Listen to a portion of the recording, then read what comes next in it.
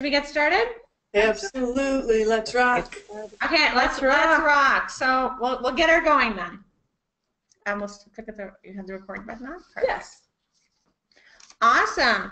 So thank you everybody for joining us. My name is Neha Singh and this is Joanna Gation. Joanna is our the person that makes this entire webinar series actually happen for us. She's our project coordinator here at PACE, and very grateful for her to be in charge. It's fun. It is fun. So PACE is a, just quick note about PACE. PACE stands for Partners in Achieving Change Excellence. We're a change management and excellence consulting firm located in Sudbury, Ontario, and we do lean training, we do excellence journeys, and leadership coaching as well with the help of Karen and you know the brilliant ladies here. And the goal of the PACE Speaker Series webinar is just to be able to get the word, the excellence, the word of how to really build an excellent organization out. So we don't always have people that work, you know, for us or anything doing the webinars. We have people that have knowledge from all over the world that are sharing their knowledge and spreading their knowledge. And we're very, very lucky today to have three really amazing ladies join us. Woman power, right? Girl power today. So we have Karen Ross, and you can see their names written there. So Karen is a Shingo Prize Award winner. She's a co-author of the book Lean in Tutored Away Lean and Service Excellence. And she just 2 weeks ago she got her little Shingo Award, which is amazing. And Karen's home base is in Chicago, and she's the president of Karen Ross Consulting. And if you stay till the end of the presentation, we will send you a link on how to book Karen for a free consultation as well. We also have, Karen's actually located in Rochester today with Leslie, right, Leslie? Yep, that's right. We're here today in Rochester. Awesome. And so Leslie also works with Karen at Karen Ross Consulting. Is that correct, Leslie? Yes, it is. There we go.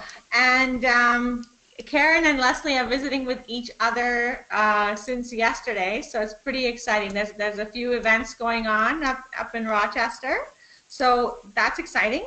And Crystal, I think the most exciting award goes to Crystal. What do you think, ladies?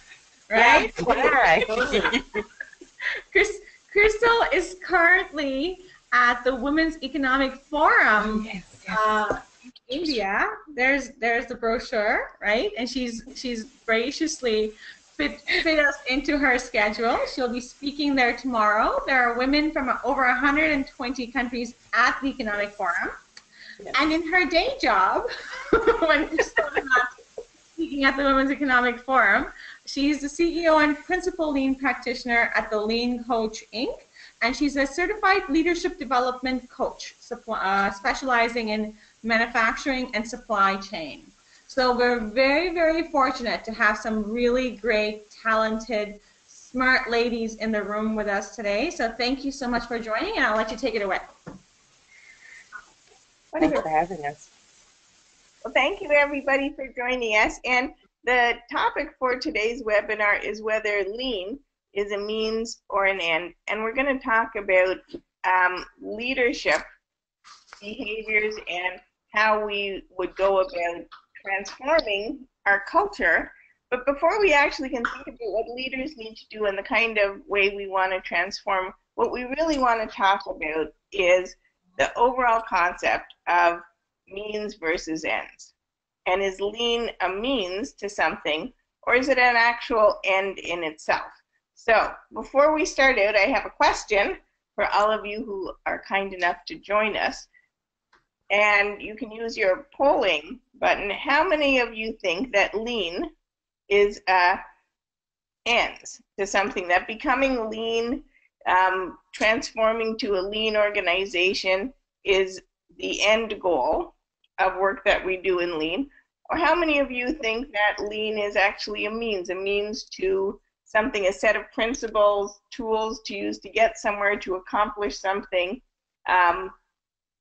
that really has to do with our organization and has to do with our customers? So I will give everybody a few minutes, a moment or two to do the poll, and let's find out what people think. Yeah, we have 50% voted so far, Karen, and 54%, 57% now, 68% now. And 100% of them are saying lean is a means. So we have 100% of them. We have 75% voted. No one's saying lean is an end yet in the audience. Great. That is really wonderful, because oftentimes when I am working with organizations, or I hear a lot of discussion on LinkedIn or Twitter or different places, people sometimes believe that lean in itself is an end. That one of the main reason that we would learn the principles, the practices, and the tools is to become lean. I believe that it's a means, and that really goes with Toyota Way to Service Excellence principles, that what we want to do is fulfill the purpose that our organization has, and do that based on our guiding principles, and actually deeply understand our customers, and so we can exist as an organization for a long term. And in being able to do that, we can use all of the lean principles, practices, and tools. It's a way, a how to get there. So let's go on to the next slide. I'm glad to see that people who are attending this webinar already started out with that thought in mind. So now let's talk a little more about lean. Another question for everyone here. Do you believe that lean is a set of tools to increase process efficiency, a way to remove waste from processes, a philosophy? Which one do you think best defines it?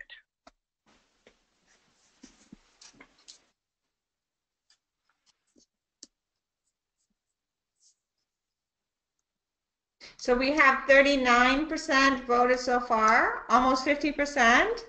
And right now, 33% say it's a set of tools, 53% say it's a management philosophy, and 18% say it's a way to remove waste from processes. Wonderful. All right, and I think that this is a great split of answers. And what I'm going to say, of course, although we forced your hand to choose one or the other, we have all of these different things in lean. I would like you to think of it, for the sake of this webinar and for the sake of our discussion today, really as a management philosophy.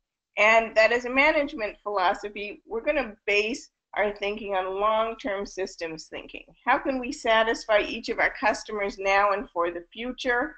How can we do the kind of things that helps our organization flourish, thrive, and grow for the long term, and help our customers flourish, thrive, and grow for the long term? And of course, in doing that, one of the things we're going to do is learn a set of tools that's going to help us increase efficiency and effectiveness as well, because of course when we do something right the first time, then we're going to be much more efficient, because we're not going to have to do things again. We're also going to learn how to recognize waste and remove waste from processes so that we can become more efficient and effective, and actually give our customers exactly what they want when they want right the first time. That's going to help us to achieve our overall philosophy and goals for our organization and for how we want to help our customers. If we only think, though, about lean as a set of tools or a way to remove waste from processes, we might forget that overall it's a management philosophy. And as a management philosophy, the people who are really in charge of spreading that philosophy and making sure that we're working in a lean way so that we do achieve our organization's goals and we do satisfy our customers, that really is the role of leadership and management. So in our discussion today, while we talk about lean leadership, I'd really like you to concentrate on the part of lean that really is a management philosophy. So Joanna, if you'll advance the slide, that will be great. So first, let's talk a little bit about what happens if leaders only have the focus on being lean as an ends. And again, as I said, oftentimes I'll work with an organization or I'll see questions on LinkedIn such as, when are we going to be lean? When are we going to change to a problem-solving culture? And when I hear those questions or I see those questions, see those things being discussed, the thing that makes me concerned is that if we really focus on lean as an ends in itself instead of a means, are we forgetting our customers, and are we losing focus on the fact that we want our organization to flourish, thrive, and grow for the long term? So some of the dangers I see of focusing only on being lean as an ends are that leaders can become focused only on those short-term financial results, right? So let's take as much waste out of the process as we can. Let's become as efficient as we can. And then lean can become a program of just short-term cost cutting or focused only on let's do this variety of projects. But when each project is finished, let's say we have a goal to reduce the number of defects in invoices by a certain percent by a certain date. When we reach that goal, what happens? Do we continue on? Do we forget about it? Do we constantly check? Or was it very short term? If we don't have lean as a management philosophy and see it only as an ends, we might forget that we need to focus continuously on improving for our customers. The second thing that can happen is if leaders only focus on being lean, is that practitioners can sometimes get caught up in teaching tools and implementing tools versus teaching people the principles and practices, and that's the underlying thinking. So oftentimes organizations will have people who are helping them, they're lean practitioners within the organization, and it's very fun to use all of those tools, right? And we can see that they're helping us improve efficiency, and we can see that they're helping us get to the short-term results we want. But there's a limit on any kind of tool use. And oftentimes we see organizations struggle after they've, got all of that, what they call low-hanging fruit. Those are the easy things, the easy waste we can remove with our tools. What happens after that? We see many organizations start to struggle because if we don't actually have lean as a philosophy of managing, it's going to be very hard to push past that. The last thing that I've seen commonly that happens if leaders focus only on being lean is that lean can simply become a program focused only on cost cutting and internal efficiency gains. So as human beings, it's very easy for us to focus on ourselves. But really, what service is about is focusing on others. And many times, I think all of us have probably heard or experienced lean being described as, lean is mean. Or when the lean people come along, there's going to be a lot of reduction in force and heads, being cut, because the easiest way oftentimes to reduce cost is to eliminate people's salary. So lean can sometimes get, I think, a bad name or a bad feeling, or organizations become worried about doing lean because they think it's going to mean we're going to reduce the number of people doing the work. If we're only focused on short-term goals and internal efficiency and cost cutting, that can be one of the things that could happen. However, if we think about lean as a management philosophy, then we're actually going to turn around to the other side of that. So if you don't mind to advance this slide, Joanna? It's advanced. Oh, sorry. Can you advance the slide, Joanna? Want to go to the next one? We're on slide 7. Karen? Yeah, next one, please. We're on slide 8 now. Okay, so, oh, sorry, one back. There. I think you've got a delay, Karen. I think that's absolutely possible. That's okay. Think about 30 years ago. We couldn't even be having this kind of meeting. We should focus and be grateful. So Yeah. what happens, you know, when we turn this around and we have leaders focusing on lean as a means versus an ends and using it as a management philosophy? When that happens, really we have leaders who are making sure that across the organization the right processes are in place to produce the right results. And those are a variety of kind of management of processes, and I divided them into three groups. The first is management processes. So what are we looking at on the organizational level? How are we organized structurally? How do we make sure that we are having the right performance measures in place? How do we make sure that things that we're giving people incentives for actually are encouraging and supporting the right kind of behaviors, right? Those long-term systems thinking behaviors. How do we make sure that we're having accountability and transparency at different levels of management, right? Do we have a visual management system? Do we have a daily management system so that we actually can make sure that all levels of leadership are being accountable for what's happening for our customers, and also making sure that the processes that we put in place for work processes are enabling and allowing people to be successful.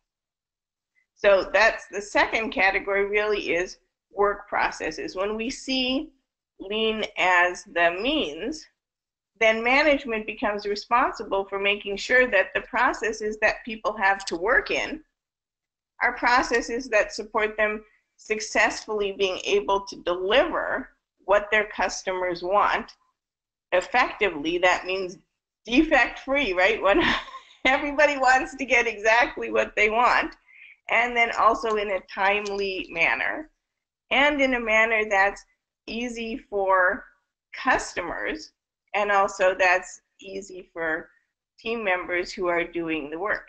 Because we really don't want our team members who do the work to be overburdened, to have to work under difficult circumstances, to be stressed. We want people to have a proper amount of work-life balance. We want them to be happy and engaged and comfortable in their jobs. And again, the last set of processes that we want to look at when we focus on lean as a means is, what are those measurement processes? And again, what are we actually looking at to measure our success by? Are we measuring it only by the amount of dollars we've saved internally, the amount of number of problems we solve, or are we actually looking very forward and future-based to what exactly is it that our customers want now and for the future? And how can we make sure that we're putting measurement processes in place to say, okay, this is what our customers want and need, and we're actually able to satisfy customers, and we're actually doing a step forward. We're finding out what our customers might want for the future, and we're able to create that for them. So when management actually focuses on lean as a means and a management philosophy, it gives us a very different customer focus based on our guiding principles, and it allows us to set the structure, the overall structure that everybody works in, really focusing on the how we get there. When leaders focus on lean as the means, it's also very helpful for practitioners within the organization, because then instead of only focusing on solving specific problems, so we get to the ends, practitioners actually then can focus on teaching people how to use the practices and the tools to find creative ways to meet the needs of customers.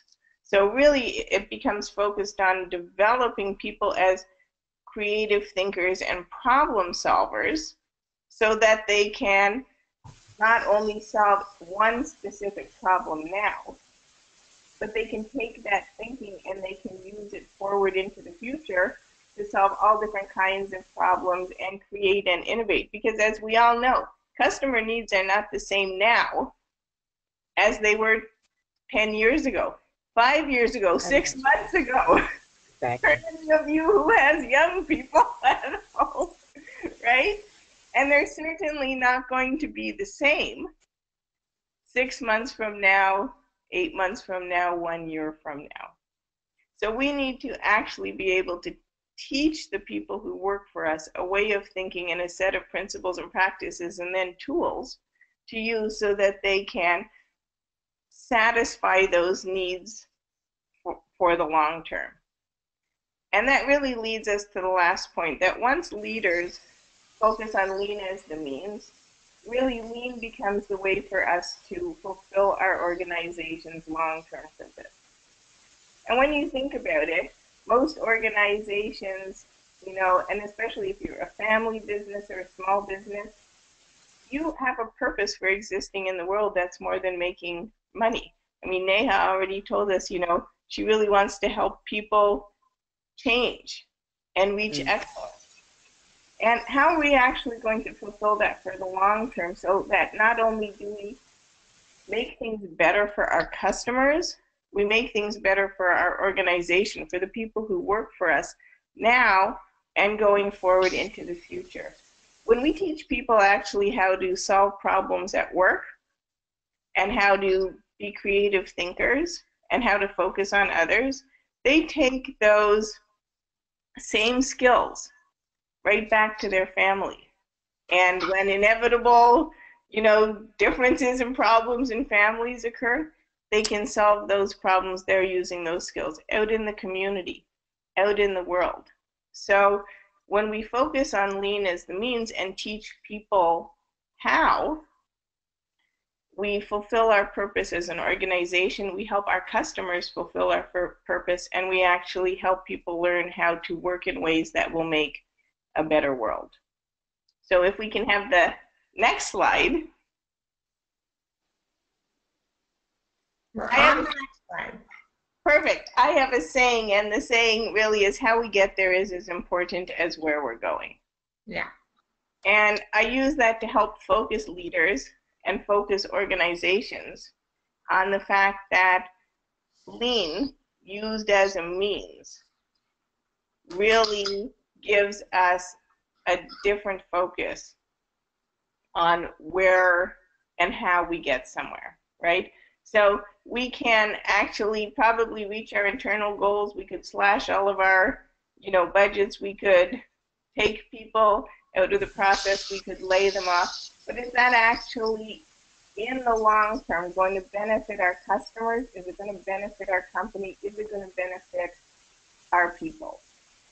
Probably not. So as leaders, it's unbelievably important that we focus on the how we get there, not just the results, because if we want to exist for the long term, we really need to remember that the right process produces the right results, and that as a leadership team, we're responsible for the overall philosophy that's going to create those overall processes that's going to get us to those results.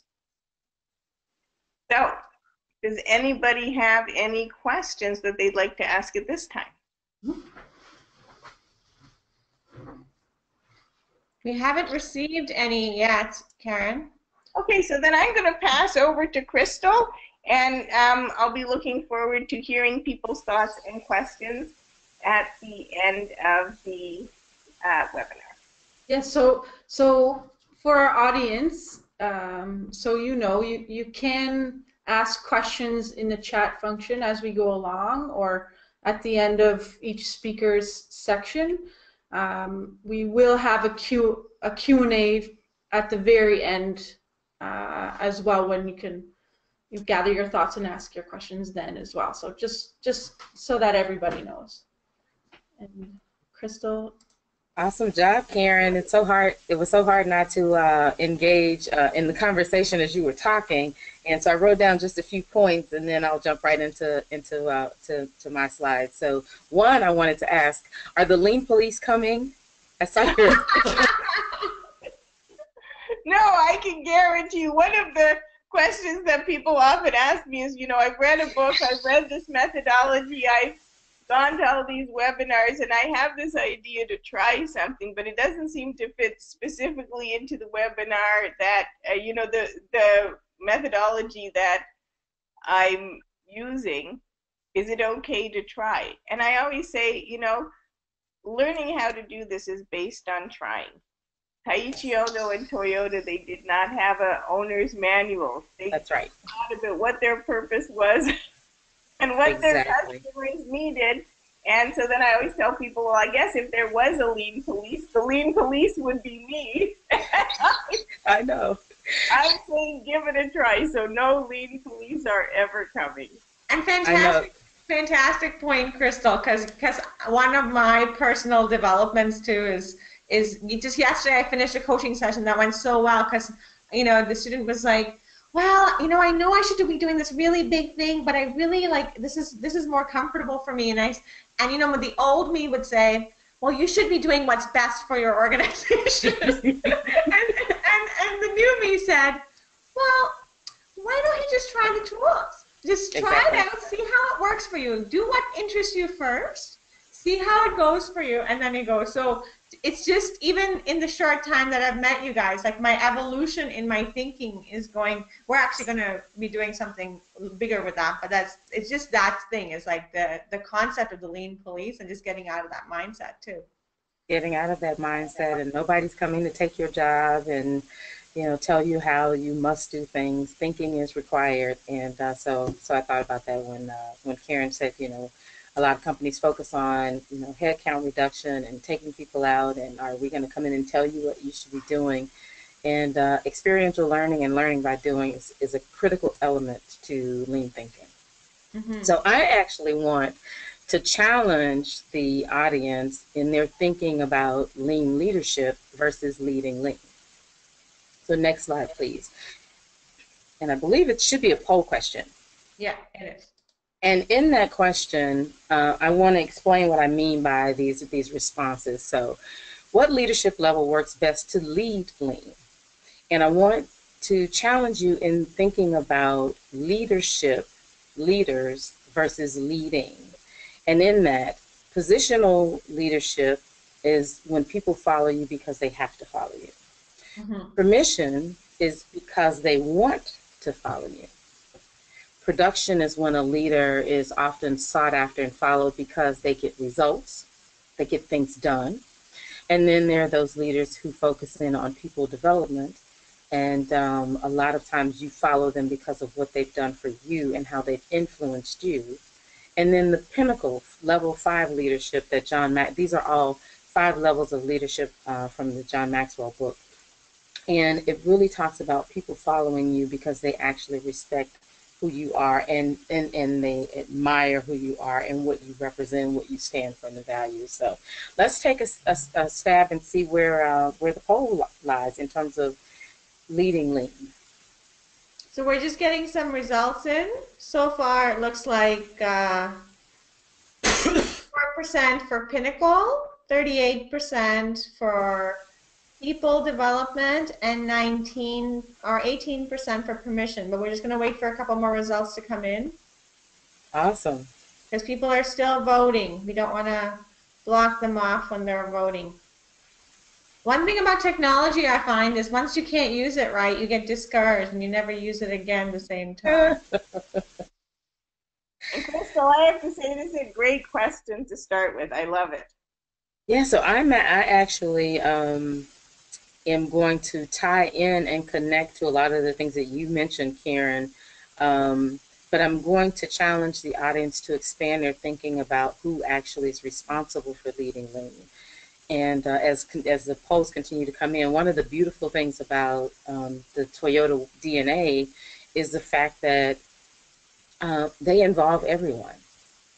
And they teach everyone the principles and the values. And so at some aspect, if you think about leadership actually being not about position or title, and being about your ability to influence and your ability to bring out the best potential in other people, then we recognize in organizations that leaders actually are all throughout the organization, whether they have an official title or not.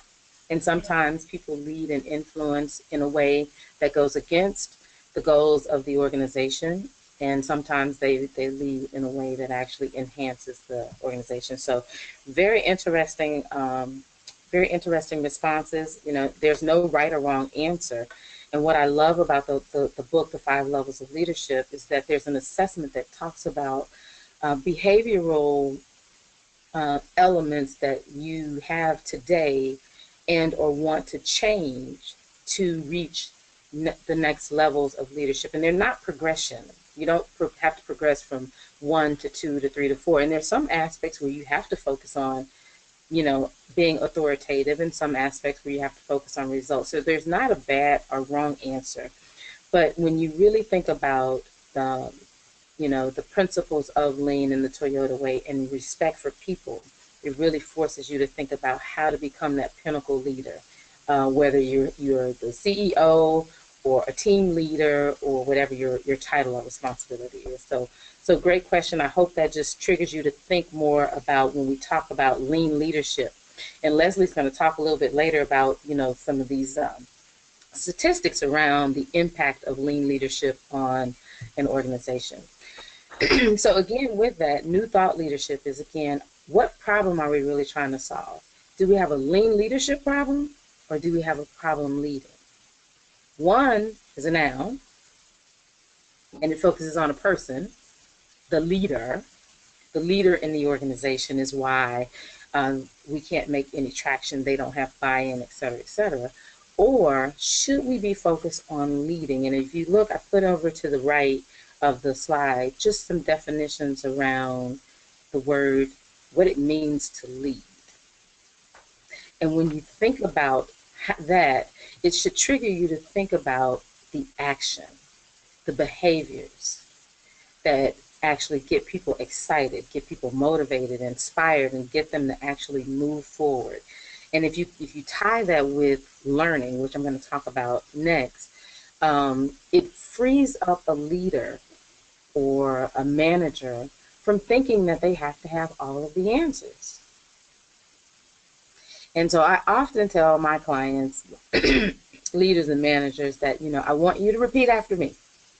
So you guys repeat after me. I don't know.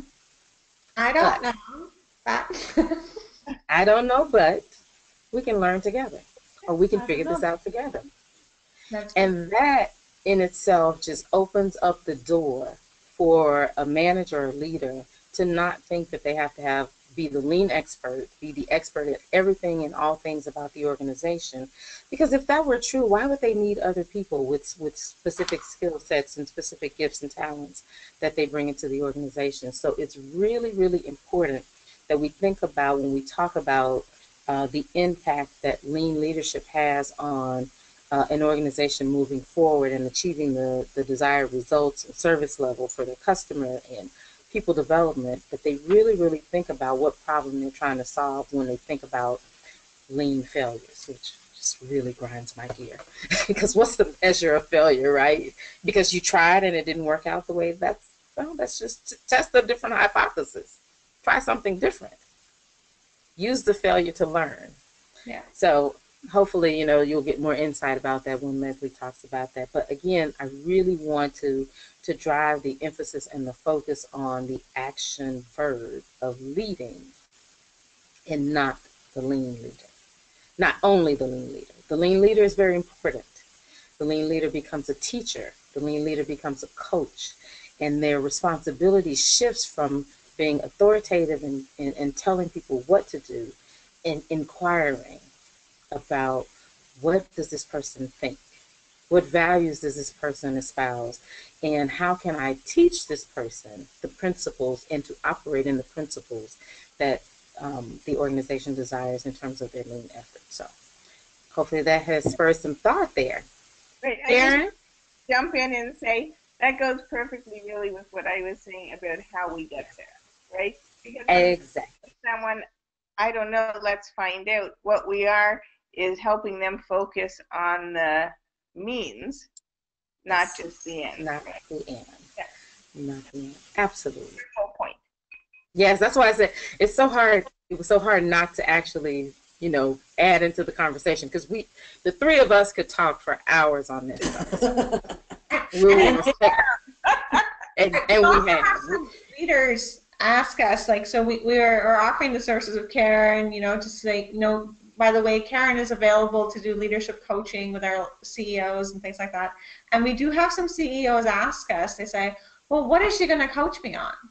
Like, if she doesn't know my business, how is she going to really help me? And that's a fair point. She's going to come in and do a site visit and stuff. But it's not the end. It's the means, right? It's the how you present yourself to the world, and it's going to rock your world. That's right. At the end of the day, so it's dead. But you've been promoted to leadership because you have that mechanistic thinking, as it says in your book, Karen. Right? So sometimes that occurs, and we can help people learn to ask different questions and see things in different ways that will get them to different places. Yes, absolutely, absolutely. So continuing along in that thought, I love this quote about learning. And leading lean is different because it really is one of the key elements is about becoming a learning organization. And so the quote here from Peter Drucker is, we now accept the fact that learning is a lifelong process, keeping abreast of change. And the most pressing task is to teach people how to learn. Wow. We often think that learning traditionally only takes place in a classroom setting, in a workshop setting. But learning happens all the time. So when we talk to leaders about going to the Gamba, we talk to them about how to ask the right questions so that you understand, is this person really learning, and what do they observe? What are they seeing? What do they understand? And then how do I continue to develop them to see more, to see beyond what is physically there, and to make connections with all elements, for me in manufacturing, in supply chain, all elements of the operation, as well as the people, as well as the leader, the information, how decisions are made. So there's so many aspects of teaching people how to learn, and making the other challenge that we often face is with adults is we don't often go to work wanting to learn every single day. Some people just want to go, want to do their job, get their day over, and be out of there. Yeah. And so how do we invite them, right, and become comfortable with the change that's happening? Just as a small sidebar, is one of the things I'm talking about here at the Women's Economic Forum is the fact that companies are finding that they're innovating in their products is great, innovating in service is great, but a strong competitive advantage is when you allow your people to innovate in their thinking and diverse thoughts. And those are the elements that companies haven't really fully tapped into, and we have no real way of measuring the potential of when an organization taps into all of those people, what they can truly become. Yeah. So, I mean, and we have examples like, your Googles, Ubers, et cetera, but just think about if every company were to think that way, right? Yeah. Alrighty, so next slide, please. So remember, learning is the goal. And so I typically do a slide for each one of these. So this is going to be a little challenging for me, but I'm going to do it because I respect everyone's time. And so these are what I call my kind of 7 levers for leading lean. And of course, there are many more, and I can go into a lot of detail about all of them. But the very first thing you have to do is involve and engage everyone. And the reason that I say this, we often talk about engaging people in Kaizen events and things of that nature. And that's great, right? To do those special events where you can actually get focused. But what happens every single day? What happens every day when someone's dealing with a process that doesn't work as effective or efficiently as they want it to? Do they really have the authority to understand and dig into why that process is not working, and then experiment with new ways of making the process more efficient or better, or even getting the process to do what it was designed to do, i.e. not create defects? And then how do they feed that information back to people? So it's very important that we, in leading lean, that we engage and involve everyone in the process. And that again goes back to creating an organizational culture that says we welcome your thought. We want you to participate. We want to understand your ideas. And then that becomes a challenge for how you manage all of that. The second thing is you have to get comfortable being uncomfortable. That's actually a personal mantra that I live by. And it really forces me to make sure that I'm not stuck in the status quo. And I'm always challenging and pushing. Whether it's a big push or a small push, I'm always challenging and pushing. And so I should really probably create a comfort barometer. And so that we have a way to measure, am I comfortable? Because, you know, some tool for you, Crystal. awesome. Yeah. Awesome. That would be great. So the other thing when it comes to leading lean is to get comfortable being uncomfortable.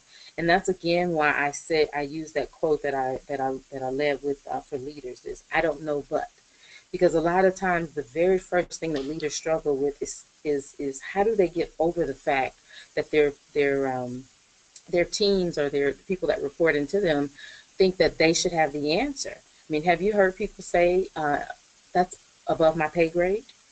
Yes. They're essentially saying that's your responsibility to figure that out, not mine. And then I want the leader to be comfortable saying, well, that may be true, but I value your input and your insight. I often tell people, everyone in here has a brain. Why don't we put them all to use? That's right. Right? Let's put them all to use. Absolutely. So I use a lot of sayings like that to really break down some paradigms that people have within organizations about, you know, people who make a certain amount of money or have a certain position or title. And, you know, there's always backstories that come with a lot of stuff that as a consultant coming in, I may not understand. You know, I may not understand that person vied for that same position and didn't get it. And so they're bitter. So those are nuances that are management nuances. But again, get comfortable being uncomfortable. I've already talked a little bit about learning being the goal. But again, it's so important that we recognize that in leading, we have to teach people how to learn.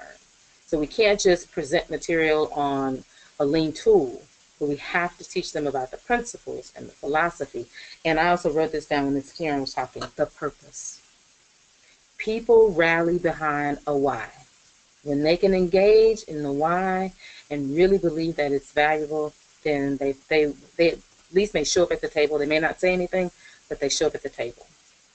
So learning is the goal. And then Karen touched a bit on this, is good leaders ask great questions. It's another book by John Maxwell. So good leaders ask great questions. And so I often tell leaders, you know, when it's so easy for them to go out into and deal with a situation and begin to give answers. And so when I'm coaching them on how to shift from being the one to give answers to asking, to understanding how people think about the situation, then I'm teaching them, you know, if you start out with saying, giving a directive, catch yourself. That's your comfort zone. Stop yourself and think about what question you should ask. And then the questions can't be questions that put people on the defensive. Well, why did you do this? What did you do? No, it needs to be, tell me what exactly happened when this issue occurred. What were some of the things you observed? Right? And that leads you into where you need additional visual management tools, where you might need additional daily management processes, where you might need to do some spot Kaizens. So those things should trigger abnormalities in a process that trigger, and if the people working with the process aren't able to see those abnormalities, they can't take any action in terms of solving the problem. The fifth thing is to embrace an innovative mindset.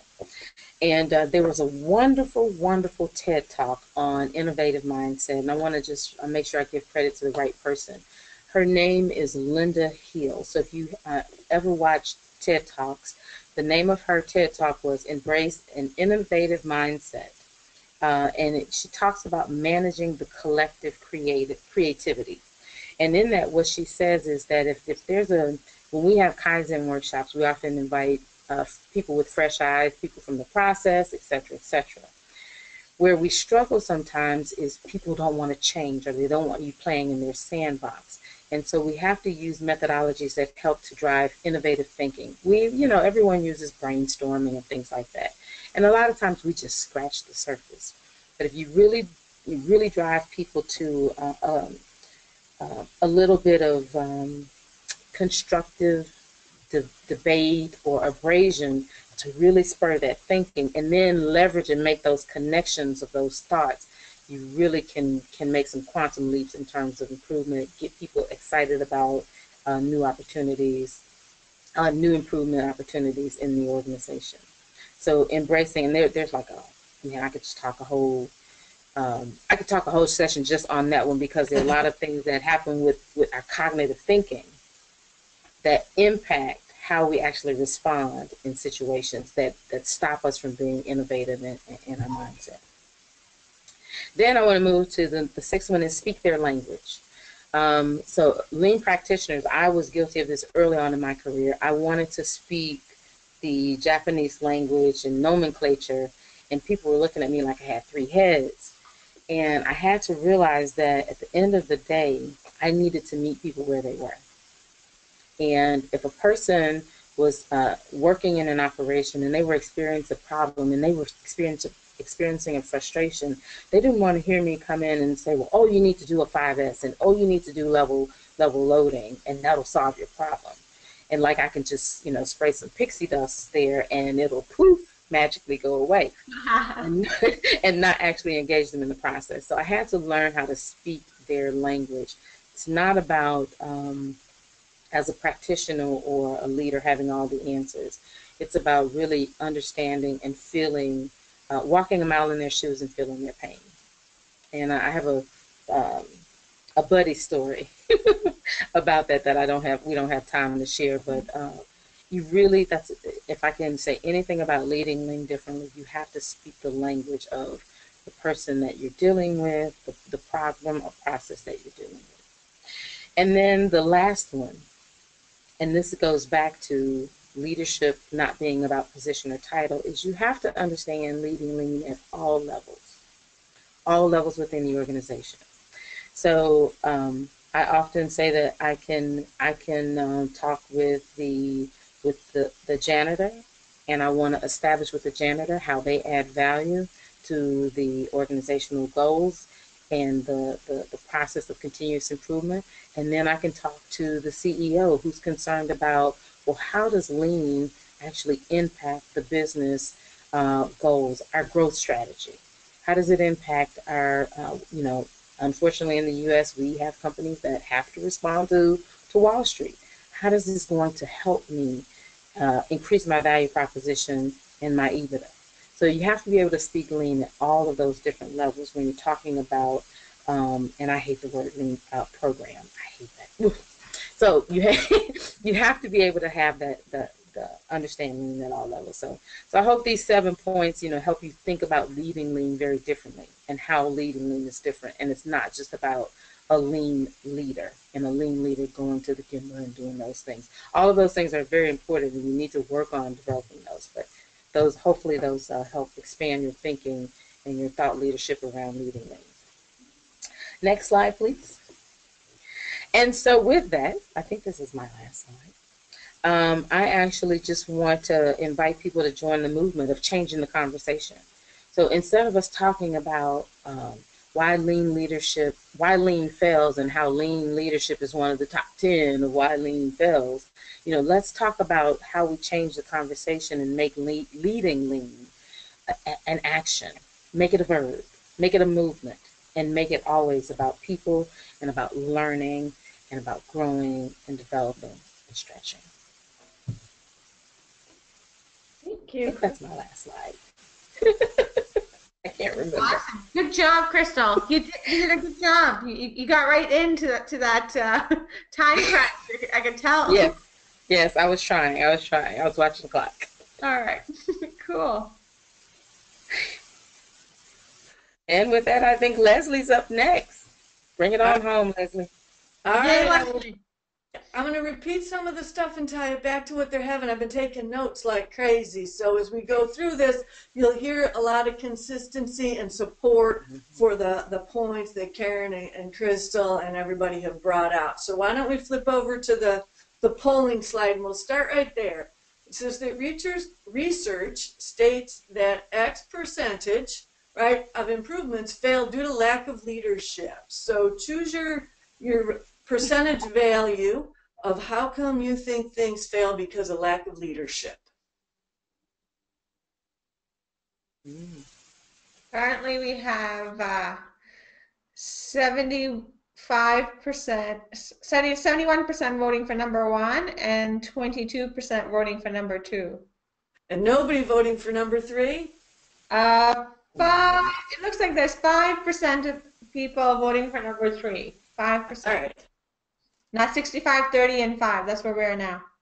Okay.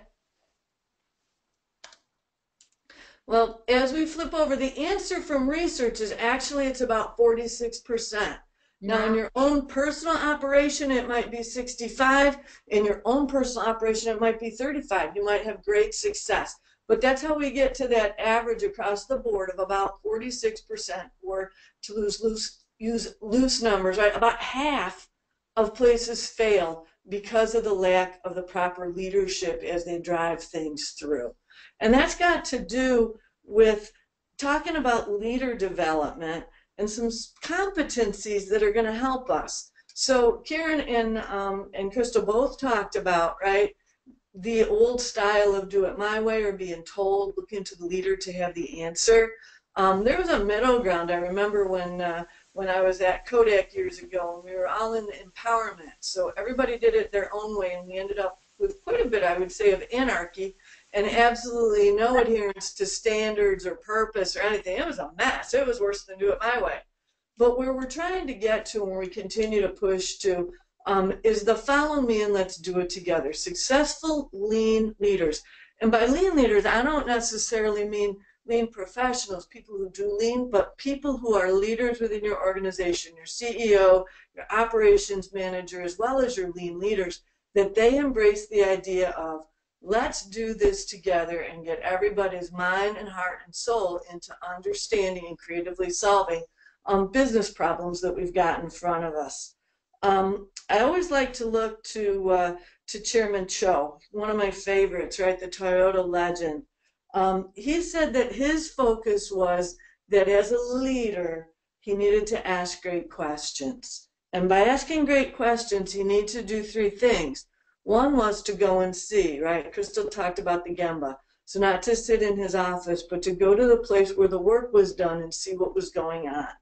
Secondly, was to ask why questions, right? But not why questions as in, why did you do that? But why questions in, right, more the phrasing of what Krista was talking about. Tell me why that happened. Why do you think it happened? What were you doing? And how can we figure it out? And lastly, and most importantly, to show respect for the people who touch the work that we're going to deliver to our clients, to our customers. They're the ones who know. And when we engage them, when we do this together, I no longer as the leader have to know. I need them to know because they do it. And together we can make change together to make things better.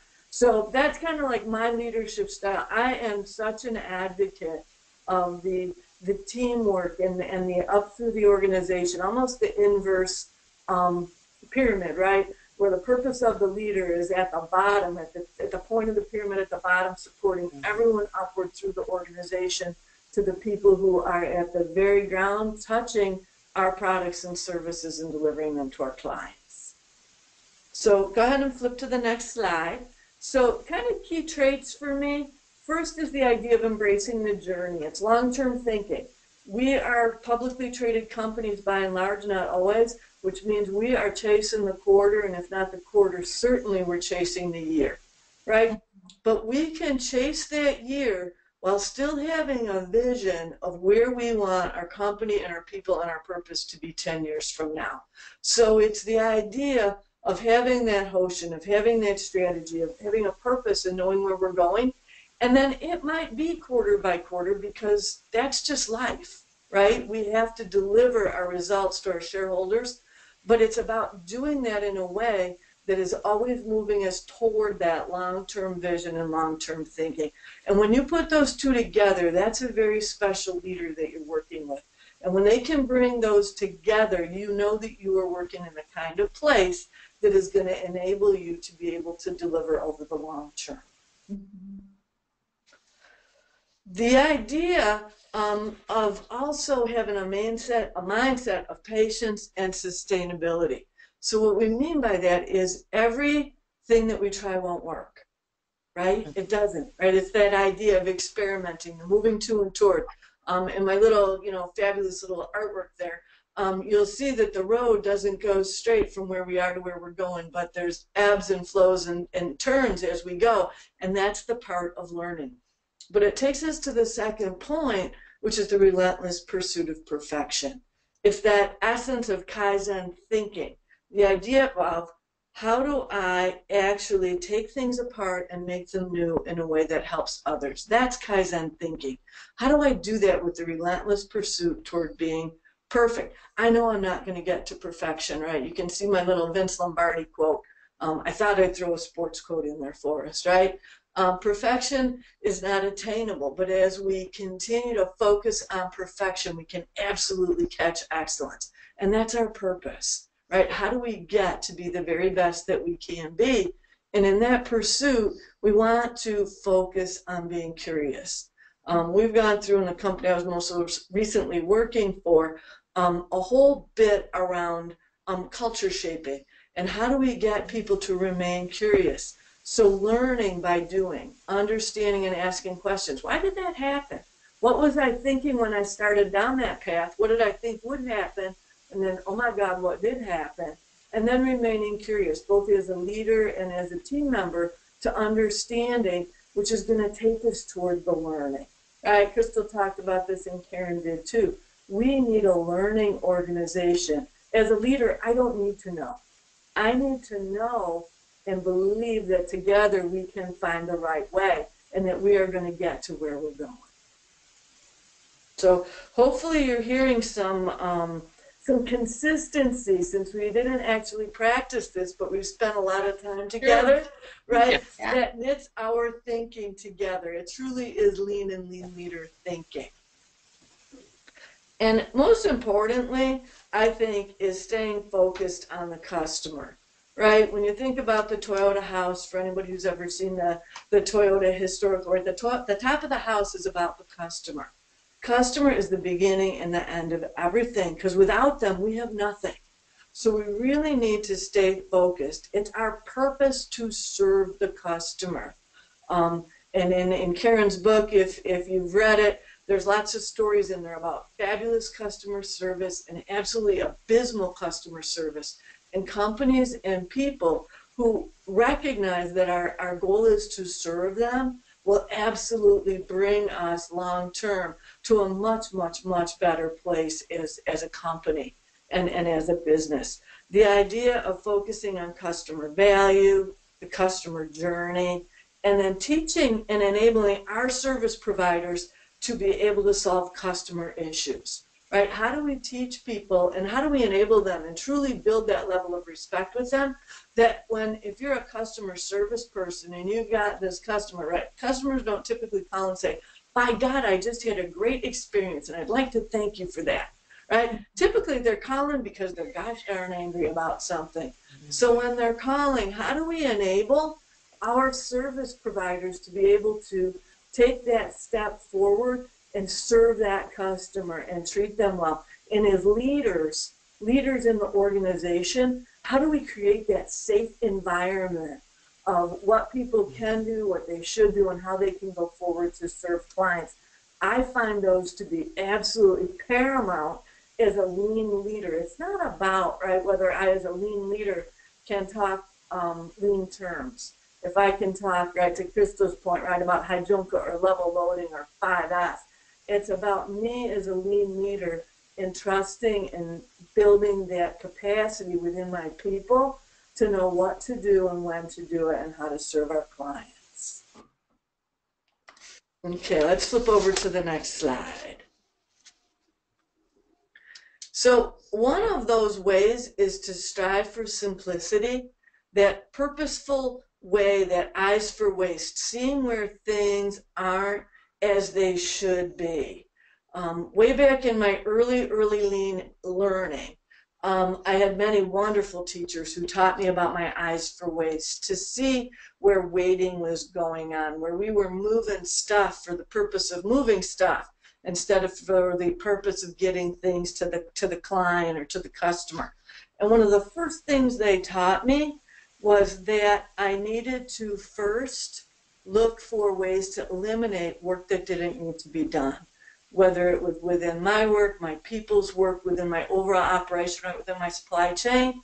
How could I eliminate work that we were doing and get it just gone? Because if I could get it gone, then that was stuff we didn't have to do. That was burden I took off of my people, right? And then once I took a look at that, then anything that remained, right, how did I make that as little work as it needed to be? So it might be necessary work. There might be regulatory things. There's something involved. But how did I do that in a way that it helped my people to be able to do the least amount of work to meet the requirements? And then and only then did I want to ever talk about automation. Because very often when I go out and I chat with people, right, they always want to automate everything. Everybody's first thing they want to do is, oh my God, if we only had software robots, or if we had this really cool technology, or if the IT people would only do what it is that they're supposed to do, blah, blah, blah, blah, blah, right? My life would be easier. No, we really want to step back and focus on simplicity. Get rid of the work that isn't adding value to your client. Streamline what's left, and then if there's an opportunity to automation, let's talk about it. Because if we take a wasteful operation and we automate it, you know what we've got? Faster waste. We've still got junk. Right? Faster waste. We're still doing stuff that doesn't matter. We just did it faster, and it took us a lot of time and cost us a lot of money to put that together. So we really want to focus on learning to see and eyes for waste. And we can teach that to anybody. We can teach it to leaders. We can teach it to frontline people. We can teach it to everybody in between. If you're sitting there thinking to yourself, oh my God, why do I have to do this again? It's a candidate for simplicity. And we want to get people to start to grab those things and help us find them and take them out of the system. Now, we all talked about going to Gamba, right? That's one of the very few Japanese words that consistently we hear in our language, right? Most people will let us get away with that.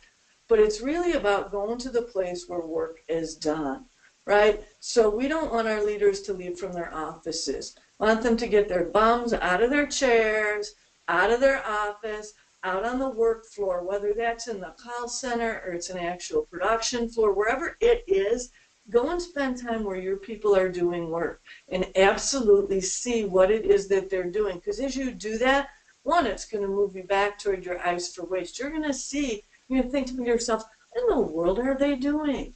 But we don't want to ask that question. We want to ask ourselves the question that says, how did I allow a process to be created and put that and lay that on top of my people so that I'm now standing here thinking, what in the world are they doing, right? I have to own that as the leader.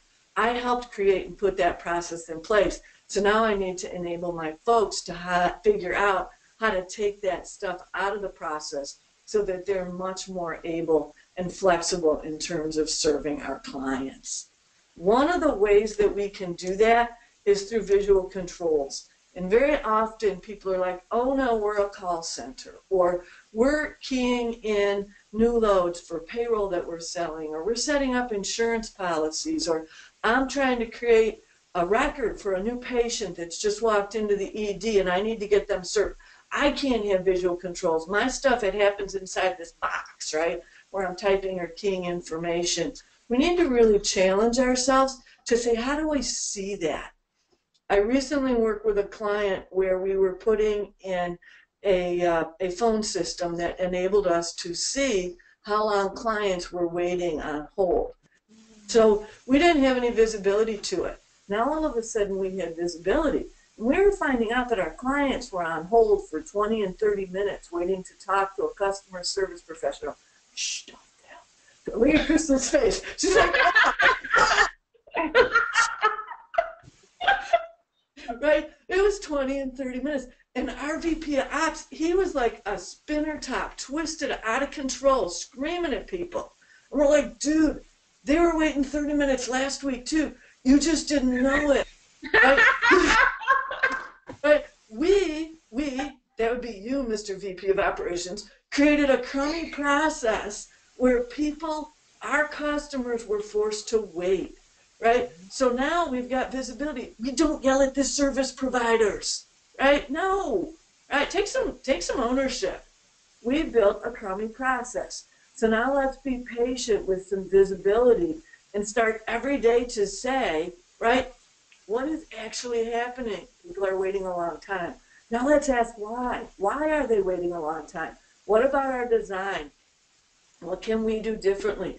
What ideas do our people have that we can behave differently? So it's all about, once you get to see, now it's power, right? But as a leader, you have to take ownership. You built that thing, right? So now let's take ownership and responsibility and step back and say, how can we enable our people to behave differently to better serve our clients? Because we've got that visibility. So the ability to see what is going on, and then, right, active listening and questioning. How do I listen to what my service providers are telling me, which is maybe we don't have enough people. Or maybe we have a design where the entire team goes to a meeting at once because our supervisors want everybody there because, you know what, it's easier for the supervisor, right? We want it to be easier for the client. So how do we learn and ask great questions and really listen and understand what's going on? And then focus on building that problem-solving culture. The people who are answering the phone, trust me, the last thing they want to talk to is somebody who's been waiting on hold for 30 minutes. They get it, right? We've created that process for them. Nobody's happy. Trust me, ain't nobody happy after that happens. So how do we create a different culture, and how do we engage the folks that are talking to our frontline people, talking to our clients to help us solve those problems and build it differently? And a key way is through respecting them, right? Enabling everybody to think, learn, and improve together. It's about taking what we're learning from talking to our clients and our customers and then turning that into the ability to solve problems for our clients and for ourselves, right? How do we enable ourselves to have a better process that delivers a better final result? And so when you look over kind of to the right there, right, you'll see my call center people. Look how happy they are. No one's waiting long times now, right? But we're doing that by treating people and others with respect, which is my little word block down the bottom, right? How do we do that? How do we build that culture? And as leaders, lean tools and techniques and thinking, it all focuses on giving those people who do the work the utmost respect and the skills and the tool, and enabling them to be able to deliver terrific customer end support. So you can go ahead and flip over to the next slide. So what I want to talk about, right, just at the end, I want to go back to where Karen started us or ended us, right? It is important where we're going. It matters whether we're delivering on the quarter and we're delivering on our annual results, right? That's how we remain employed. That's how we drive our stock prices up in publicly traded companies. So at no point do we want to lose sight of where we have to get to, but absolutely how we get there through leading our people, treating them with respect, and focusing on our customers and our clients and enabling people to solve problems so that they are in an I can environment. Helping people to deliver the absolute best results is how we want to see our operations function. And so I wanted to go back to that as kind of our wrap up, because I think as lean leaders and as coaches for people who are leading in lean environments, this is the absolute essence of what it is that we're trying to do and why we show up every day. Mm-hmm. So with that, I think I will open it up to our ladies from PACE, and for any questions that we've gotten from our constituents out there that have been with us for our webinar. Thank you so much, Leslie. That was fun. My favorite one was, that's your problem, dude. You created this mess. You just didn't know about it last week. You just know about it this week. So we have the forum open just for, I have a couple questions here, but I just have the forum open for people who want to submit questions. It's on the chat window on the right-hand side. We're here live. Welcome to pick up the chats. In the meantime, Joanna is going to post a couple offers as well, because we did say that Karen and Krista will be offering their session. So Joanna will be posting that in the chat window to you guys. But so Leslie, I really, my favorite giggle moment, which I had many, but one of them was, I like this: automated inefficient processes just creates faster waste. And so often we have students, when we do our lean teaching, when we have our green belts course, they'll come and they'll say, hey, I'm going to implement this new system, and that's going to be my project. And I said, well, that's not really a project. It's a solution to something. Right? That's not a lean project, right? So do you have any words of advice when somebody wants to take on their first challenge into problem solving and stuff, and they think technology is the answer? I just want you to touch a little bit more on that. Sure, and I will absolutely guarantee, I know I heard Crystal say it, and I believe I heard Karen as well. I always focus people back on what is the problem that we're trying to solve. So it's not, and I tell people, if you think automating that process is the right thing, right, you got to let that go. So write it down on a Post-it note, write down what your operating hypothesis is walking in the door, put that in a drawer. We're going to come back to it. But we've got to start with what's the problem we're trying to solve? What's the business issue? So is it that in the last 6 months, losses have been up by 10%, and I've got a revenue gap now of $100,000 that I have to solve? Well, if that's your problem, let's start with that. And so let's really define and clearly articulate the problem with some metrics, both the time frame and what the impact is to the business. Then once we've got that, now let's start to say and ask some of those why and root cause problems. Very rarely is the root cause of the problem lack of automation. So we want to really understand where the gaps are in performance, what's going on that's creating the issue. And I almost always find, now sometimes you'll find someone who is married to their automation, right? They're very likely not going to be a particularly good lean student, right? So we want to continue to encourage them and teach them and train them and share with them, but occasionally you're going to run into somebody that's absolutely just married to that. And you need to just, everything you can to help them. Sometimes I have found I have to set them aside because they're really married to putting their solution in place as to solving a business problem. And lean and lean leadership is about understanding the challenges within the business and then figuring out how to help the business and the people within the business solve those so that we grow. And when I focus that way, I tend to have pretty doggone good success. Mm-hmm. So one of the things that the questions that comes up isn't focusing on problems, and I'm probably going to target this to Crystal, isn't focusing on problems a pessimistic attitude? Shouldn't you be focusing on opportunities, maybe calling it a problem? Because everybody gets their backs up when we call it a problem, right? Yeah, so I actually, say problems are gold. Problems are indeed our opportunity, and they provide a window for us to begin the learning process and to begin to invite other people into it. And I think, it's the question of, is the bottle half empty or half full? Right? Yeah. And so calling the bottle half empty could be pessimistic. Calling the bottle half full could be optimistic.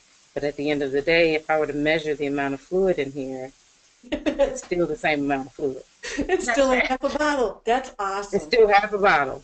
And so, with that, if I want a full bottle, I have to do something different. If I want an empty bottle, I have to do something different. And so it all goes back to what action do we need to take, right? And I always tell people, let's not major in the minor, and let's call a thing a thing. That's right. So what's more important? What problem are we really trying to solve? Do we need more water? If so, how do we get more water? I think it also goes back, and Crystal, that's a wonderful answer. I think it also goes back to purpose, right? Yes. So if we realize that our purpose is to strive towards service excellence, and that's something outside of ourselves, that our goal is to make sure that our customers get what they want when they want 100% of their time, hassle-free, with a personal, caring touch, that we're going to be looking and saying, okay, this is what we need to do. Some of the things that we need to do are going to actually be solving problems. Customers call us and complain. We can term that however we want, but that's a problem for reaching our vision of service excellence. Some of them are opportunities to look at things, how to do something in a new and innovative way, as Crystal said, right? Yeah. So we can, but we cannot ignore either one. If there's a problem that a customer has, we need to fix it. Think about it for yourselves. We're all customers of many different processes. If something goes wrong, we need it to be fixed. And then we also really need to focus on what are the new and innovative and different ways we can do things so that those problems don't occur again, but that are also opportunities that are out there in the space that we can capitalize on, right? Things that our customers may not even know that they know yet. So again, I think it's a question of what's your purpose? Do people understand? And as leaders, how do you focus your organization on thinking about, we're here to serve customers. The people who actually pay our bills and pay our salaries are our customers. Mm-hmm. If there's a problem, fix it. Let's find the best way to do something for them and strive towards service excellence. That's fantastic. I think those are really great words to pause this webinar session on. I know. We could go on forever. Get people to have lunch. We have our contact information up on the screen, but just wanted to let you guys know we do have a couple upcoming webinars.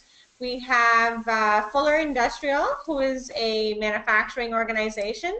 They have had quite a bit of success with lean, and not in the way you would think in terms of, you know, the Japanese terms and stuff, the very organic method in which they've had success. So Jeff Fuller, the president, will be here to do a webinar, and Karen Ross will be back as well to do another webinar with us. We'll probably hit up Crystal and Leslie again for some webinars. We haven't asked you guys yet, and get you in, but we will hit you guys up for some webinars in the future.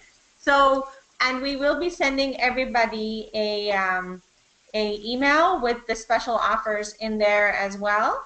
And our contact information is up on the screen if that's what you'd like to. I think that's pretty much the end of it. Yeah, that's it. So we'll send you an email 24 hours from now with the offers, a link to this video if you wanted to watch it again, or if you wanted to share it with others. And stay tuned for those other webinars that we have coming up. And let us know what webinars you would like to see. Let us know, like, if you want to see webinars that are of different topics of interest that are related to excellence. You know, Crystal, I can see a webinar on the innovation piece itself, right? It's pretty interesting. So there are lots and lots of topics to cover. So absolutely, just thank you all for attending and taking time. Thank you to the presenters, because they don't get reimbursed for this time. So we appreciate you showing up and donating all of your time to make this possible and help this go further. Thank you so much, everybody. Absolutely. Thank you. Absolutely. That's one of those core lean principles, right? We always pay it forward. We had wonderful teachers. We want to bring to you anything that you all can use to take forward, right? Because we all learn. Everybody gets better. So thank you for hosting this and inviting us. Thank you so much. Thank you. Take care. Bye-bye. Bye. Bye. I need to stop broadcast. Oh, here's a question. Oh, thank you. Thank you.